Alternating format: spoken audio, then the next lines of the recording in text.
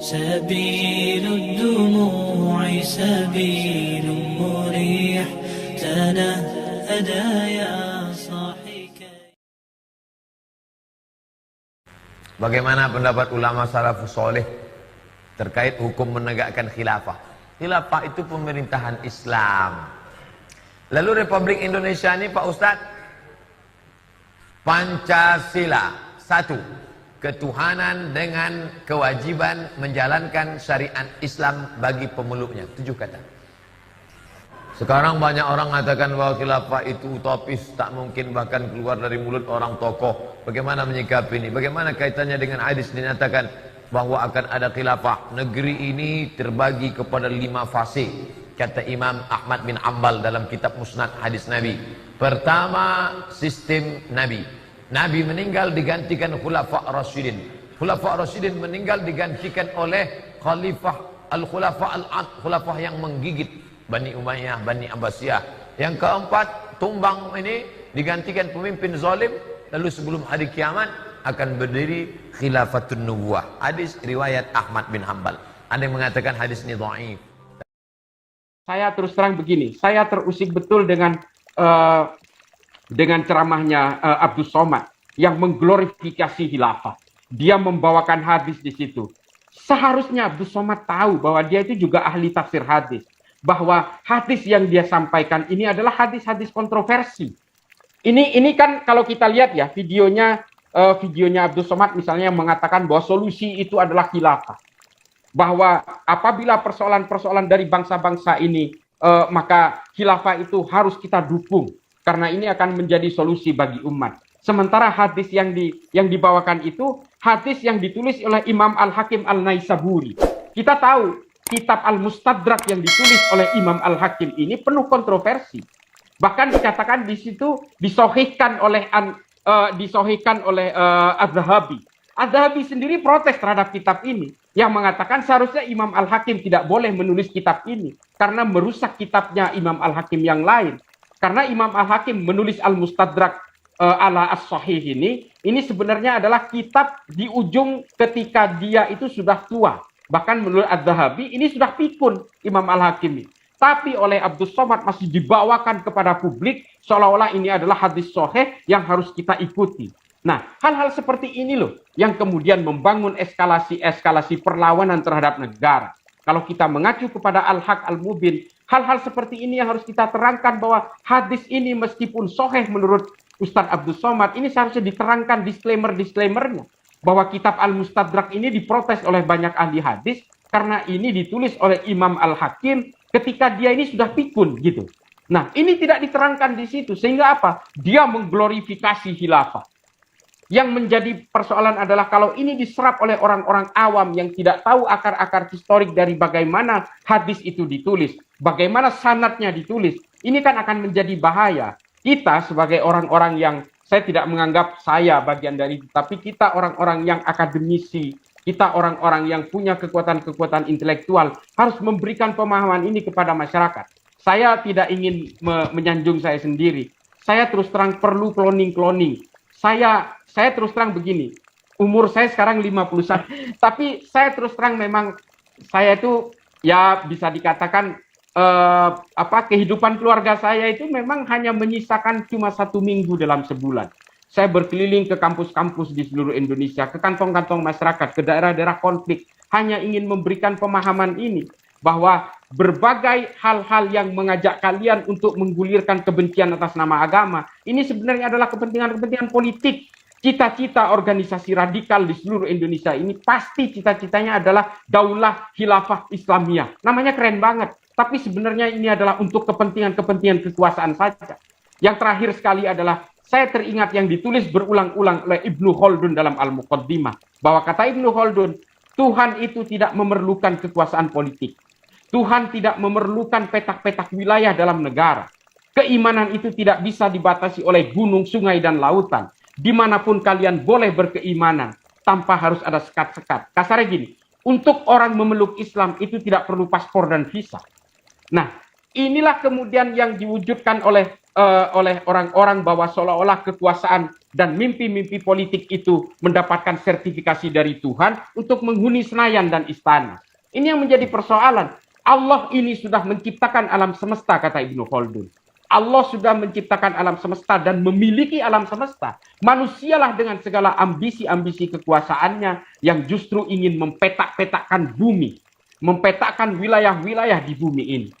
Nah, ini adalah berbagai konsep pemikiran yang dalam singkat ini. Bahkan kesimpulan saya yang terakhir adalah kalau kita ingin memajukan Islam, kita jangan pernah menunggangi politik dengan atas nama Islam. Karena apa? Islam pernah berkuasa di Andalusia, mulai dari semenanjung Iberia sampai ke pinggiran Prancis, seperti yang saya ceritakan tadi. Ketika kekuasaan Islam tumbang di Granada, tumbang juga keimanan Islam.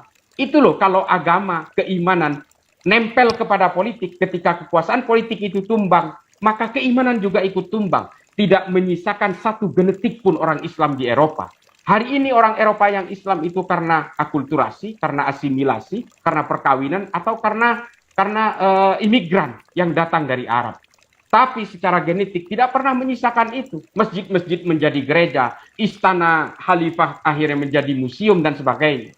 Ini yang kita sisakan kepada mereka. Dan bagaimana dengan bangsa Armenia yang sudah dibantai 1 juta? Mereka memeluk Islam dengan terpaksa.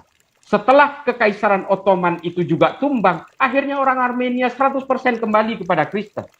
Artinya keimanan-keimanan itu tidak bisa diikat dengan kekuasaan-kekuasaan politik, karena kekuasaan politik itu ringkih, sementara keimanan itu sifatnya adalah eternal. Kenapa saya bilang eternal? Orang bisa berubah agamanya karena persoalan hidayah, atau karena persoalan kesadaran kognitif yang mulai tergerus. Tapi kalau politik itu ada zamannya. Nah, ini yang harus kita perhatikan semua hari ini adalah bahwa Islam itu bisa dimajukan dengan ilmu pengetahuan. Ketika Islam berkenalan dengan ilmu pengetahuan, Islam akan berkenalan juga dengan kemanusiaan dan kedamaian.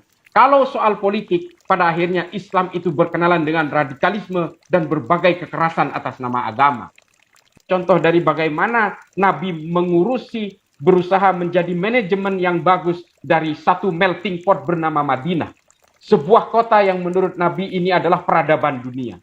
Dari sini kita bisa perhatikan bahwa Nabi betul-betul menjaga keseimbangan harkat dan martabat semua penduduk di Madinah dalam konsep lita'arofu, dalam konsep interaksi dan intimasi sosial dalam segala perbedaannya.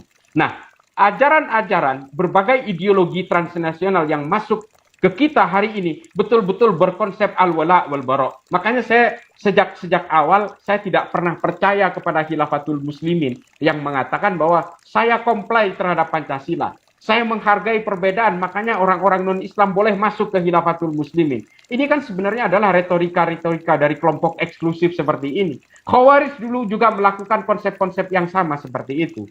Bagaimana tentara satu batalion desersi, kemudian dia membentuk komunitas dengan dalih pluralisme di Madinah, sehingga dia berjumlah ribuan. Dan mereka menjadi kekuatan yang besar pada zamannya.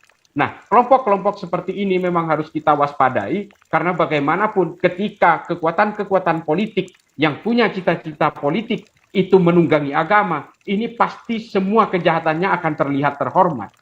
Nah, eskalasi-eskalasi yang dibangun oleh kelompok-kelompok seperti ini memang selalu mengacu kepada gerakan-gerakan evolusif, gerakan-gerakan revolusi merangkak.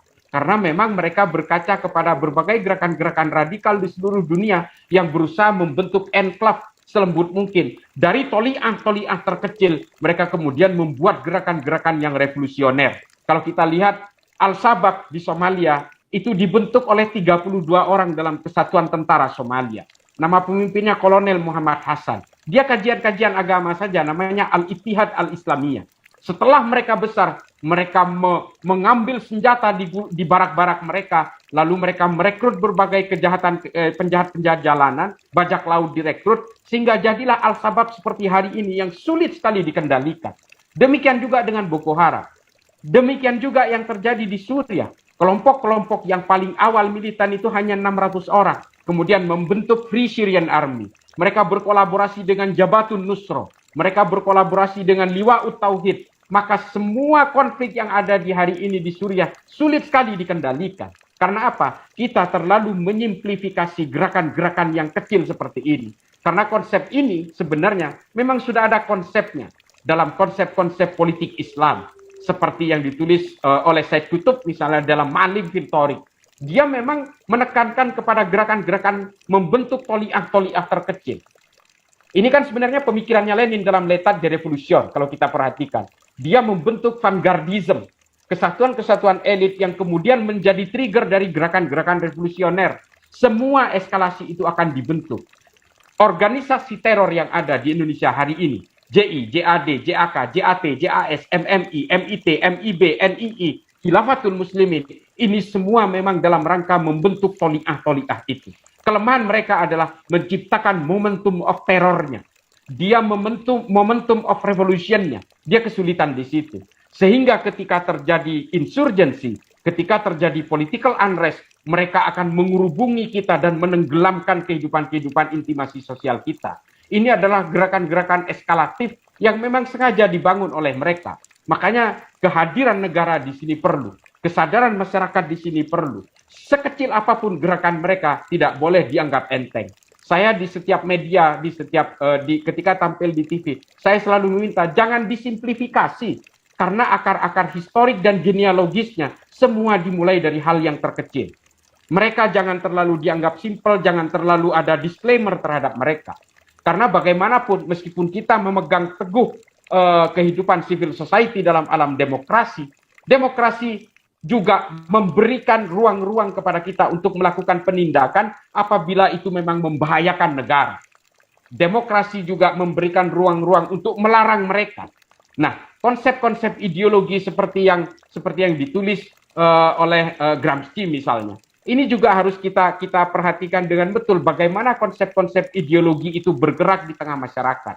Dengan pendanaan, dengan rekrutmen dan pendidikan. Ini adalah konsep-konsep aluran ideologi yang memang ingin menumbangkan negara.